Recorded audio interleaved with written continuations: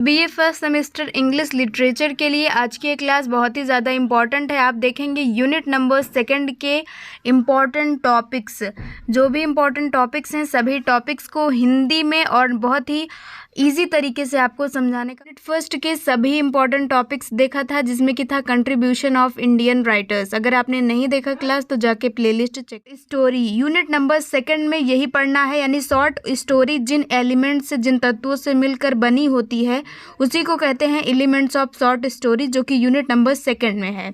तो इसमें क्या क्या पढ़ना होता है, आपको प्लॉट के बारे में पढ़ना होता है, जो कि शॉर्ट स्टोरी का एक एलिमेंट होता है। स्ट्रक्चर क्या होता है, कैरेक्टराइजेशन क्या होता है, और नैरेटिव टेक्निक, ये चार चीज़ें होती हैं शॉर्ट स्टोरी के। समझिए, तो प्लॉट का मतलब होता है कि कहानी की रूपरेखा। जैसे कि आप निबंध लिखते हैं तो सबसे पहले आप रूपरेखा लिखते हैं ना, कि क्या क्या हेडिंग होंगी उस निबंध में। जैसे कि प्रस्तावना लिखेंगे, फिर भूमिका लिखेंगे, ये सभी, और लास्ट में उपसंहार लिखते हैं। उसी तरह प्लॉट होता है, एक कहानी की रूपरेखा को बताता है प्लॉट, यानी कहानी में क्या क्या होने वाला है। तो कहानी में क्या क्या होता है और किस क्रम में होता है, क्या पहले होता है। जैसे कहानी, अभी हम एग्जाम्पल से समझ लीजिएगा, क्योंकि एग्जाम्पल भी आपके एग्जाम में आता है। तो कहानी में क्या क्या होता है और किस क्रम में होता है, वही कहलाता है प्लॉट। यह कहानी की रूपरेखा या घटनाओं का क्रम है होता है। एग्जाम्पल समझिए, जैसे कि मान लीजिए कि एक राजकुमार जंगल गया, राक्षस से लड़ा। पहले वह जंगल गया, फिर वह राक्षस से लड़ा, फिर फूल लाकर राजा को ठीक किया। तो ये एक सीक्वेंस में काम हो रहा है, पहले वह जंगल गया, फिर लड़ा, फिर फूल। तो ये होता है कहानी का प्लॉट, यानी किस तरह कहानी है, क्या क्या कैसे हो रहा है, किस क्रम में हो रहा है। तो एक शॉर्ट लाइन याद कर लीजिए कि प्लॉट जो है कहानी में क्या हुआ और किस क्रम में हुआ, यही प्लॉट कहलाता है। में आता है व्हाट इज प्लॉट, तो आप लिखेंगे plot is sequence of events in story. कहानी में जो एक सीक्वेंस, एक क्रम होता है घटनाओं का, वही कहलाता है plot. Plot is the sequence of events in the story. अब सेकंड एलिमेंट क्या होता है कहानी का, यानी कहानी किन चीज़ों से मिलकर बनी होती है। तो सबसे पहले हमने देखा प्लॉट मिलकर होता है। दूसरा आता है स्ट्रक्चर के बारे में, कहानी का ढांचा कैसा है, कहानी की बनावट कहती है। तो समझिए स्ट्रक्चर क्या होता है। स्ट्रक्चर कहानी की बनावट, यानी कहानी को कैसे जोड़ा गया है। इसमें मुख्य रूप से तीन भागों में हमारी कहानी बटी होती है। सबसे पहले बिगिनिंग, यानी शुरुआत होती है, जिसमें कि सामान्य रूप से परिचय होता है कि मेन कैरेक्टर्स कौन से हैं, कहानी में क्या होने वाला है। फिर आता है मिडिल, मिडिल में संघर्ष क्या होता है, संघर्ष के बारे में, और अंत में कहानी का एक कंक्लूजन निकलता है। तो यही होता है कहानी का स्ट्रक्चर। अब एक एग्जाम्पल से समझिए, जैसे कि राजा जो है वो बीमार, शुरू में वो क्या बीमार हुआ, ये कहाँ स्ट्रक्चर होता है। पहले शुरुआत में राजा बीमार हुआ, दूसरा राजकुमार फूल लाने गया, ये बीच में हो गया, और अंत कैसे होता है कि राजा ठीक हुआ। तो ये एक स्ट्रक्चर है कि पहले शुरुआत में क्या हुआ, फिर कहानी के बीच में क्या हुआ, और अंत में एक समाधान क्या निकला। तो ये होता है स्ट्रक्चर। शॉर्ट लाइन में कैसे याद रखिए कि स्ट्रक्चर कहानी का एक ढांचा होता है, बिगिनिंग, मिडल, एंड। अब हम देखेंगे कि स्ट्रक्चर, व्हाट इज स्ट्रक्चर अगर आता है तो आप इसकी डिफिनेशन कैसे लिखेंगे एग्जाम में। तो लिखिएगा कि structure is the framework. Structure जो है वो एक फ्रेमवर्क, एक ढांचा होता है ऑफ स्टोरी, कहानी का, जिसमें कि मुख्य रूप से बिगिनिंग होता है, मिडल होता है और एंड। इन तीन चीज़ों से इसका ढांचा बना हुआ आता है, शुरू में, बीच में और एंड। ये होता है स्ट्रक्चर। अब स्टोरी का थर्ड एलिमेंट क्या होता है, तीसरा टॉपिक है आपका सेकंड यूनिट का, कैरेक्टराइजेशन। व्हाट इज़ कैरेक्टराइजेशन, ये बहुत ही ज़्यादा क्वेश्चन आता है।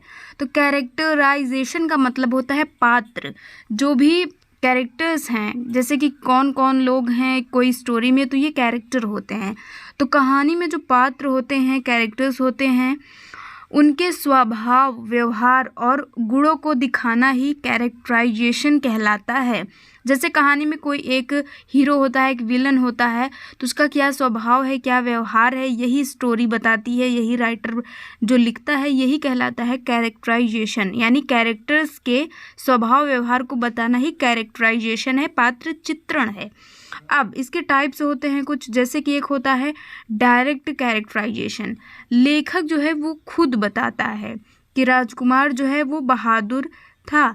और एक होता है इनडायरेक्ट कैरेक्टराइजेशन, जिसमें कि पात्र के कामों से पता चलता है कि राजकुमार ने बिना डरे लड़ाई की।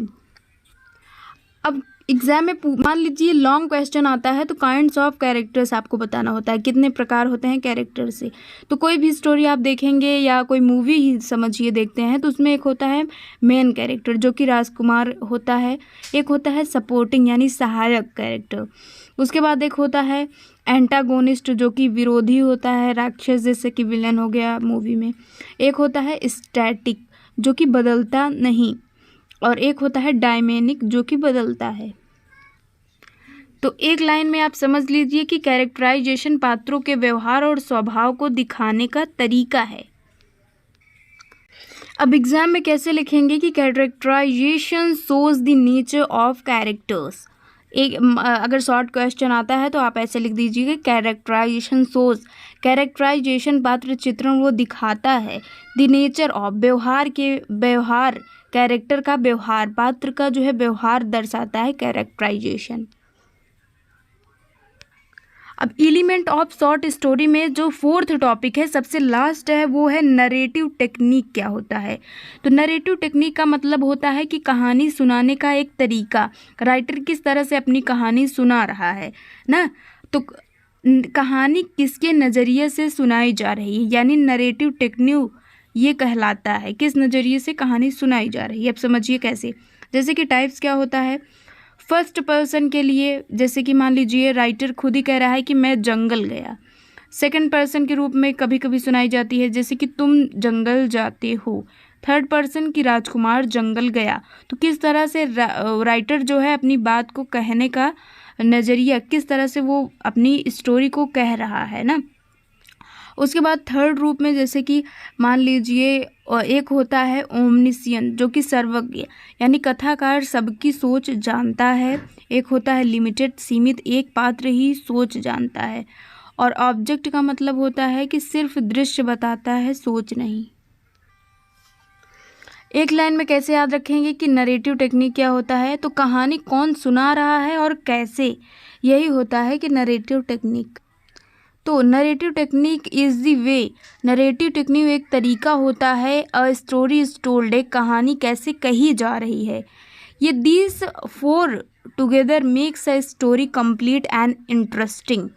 ये जो फोर एलिमेंट्स हैं, पहला हमने देखा प्लॉट, दूसरा स्ट्रक्चर, उसके बाद कैरेक्टराइजेशन एंड नरेटिव टेक्निक, ये फोर जो हैं एलिमेंट्स ये टुगेदर मिलकर एक कंप्लीट स्टोरी को बनाते हैं, इंटरेस्टिंग और पूरी बनाते हैं। मान लीजिए लॉन्ग क्वेश्चन आपके एग्जाम में आता है जो कि 10 या 12 नंबर का, तो इस तरह से आप चारों एलिमेंट्स लिख देंगे शॉर्ट स्टोरी के। अब शॉर्टकट में याद रखिए कैसे कि प्लॉट बताता है कि क्या हुआ है स्टोरी में, किस क्रम में हुआ है, स्ट्रक्चर बताता है कि कैसे हुआ, और कैरेक्टराइजेशन कौन था और कैसा था। जबकि नरेटिव टेक्निक यानी किसने सुनाया, राइटर खुद ही के बारे में सुना रहा है या कोई दूसरा बता रहा है स्टोरी को, ये होता है नरेटिव टेक्निक।